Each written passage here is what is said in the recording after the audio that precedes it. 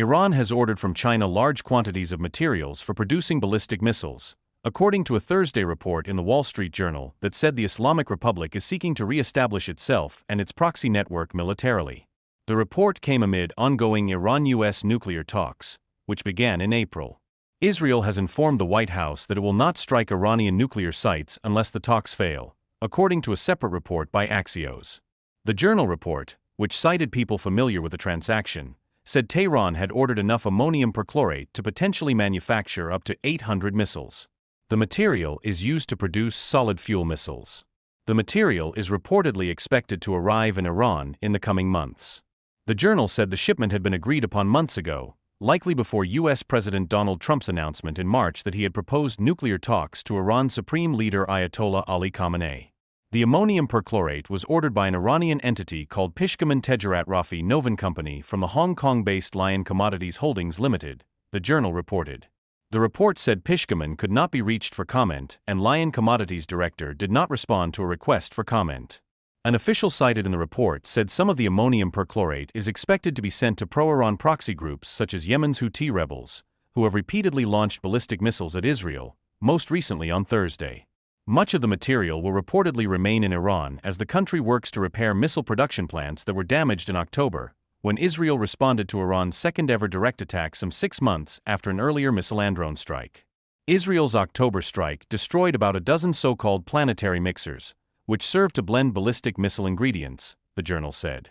A report earlier this week said Iran is also working to revive its air defense system after Israel's successive attacks on it. The Journal said Iran's UN delegation did not respond to a request for comment on the reported shipment of ammonium perchlorate. China's foreign ministry told the Journal that Beijing was unaware of a contract for such a shipment. The Chinese side has always exercised strict control over dual-use items in accordance with China's export control laws and regulations and its international obligations, said the spokesperson.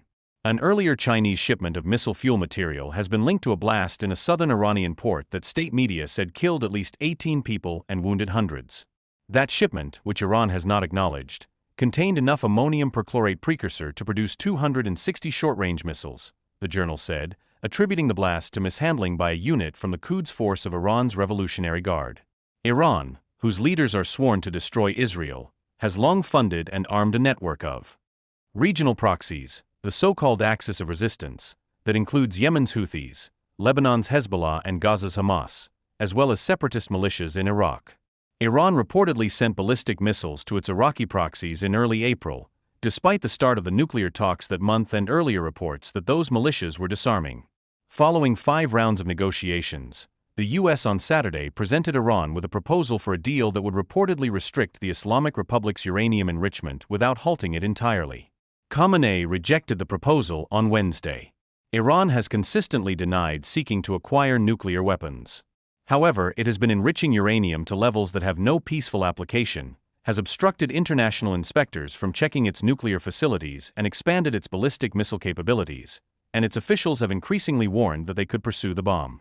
It has amassed enough uranium enriched to 60%, a short step away from weapons grade, for 9 bombs, and has carried out secret nuclear activities with material not declared to the UN's IAEA nuclear watchdog at 3 locations that have long been under investigation, the IAEA reported last week. Prime Minister Benjamin Netanyahu has called for Iran's enrichment capabilities and nuclear facilities to be fully dismantled. U.S. intelligence has assessed that Israel will attack the nuclear facilities this year. However, Israel has assured the White House that it won't launch an attack on Iran's nuclear facilities unless Trump signals that the ongoing negotiations with Tehran have failed, Axios reported Thursday, citing 2 Israeli officials familiar with the matter. One official said it could take several months before that happened, and Iran would try to prevent the talks from collapsing.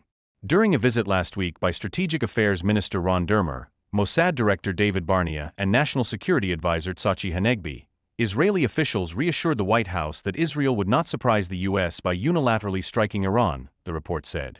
An Israeli official quoted by the news site said, "We calmed the Americans and told them there is no logic in launching an attack if a good diplomatic solution can be found. This is why we are going to give it a chance and wait with any military action until it is clear that negotiations have been exhausted and White House envoy to the Middle East Steve Witkoff has given up." Though the IDF is constantly training for a strike on Iran, Separate preparations for strikes on the Houthis have been misread by the US and other countries as a sign of an imminent Israeli attack on Iran, according to a senior Israeli official cited by Axios. The report added that Iranian and US negotiators are not expected to hold talks this weekend, despite reporting earlier this week that a sixth round could take place in the Middle East.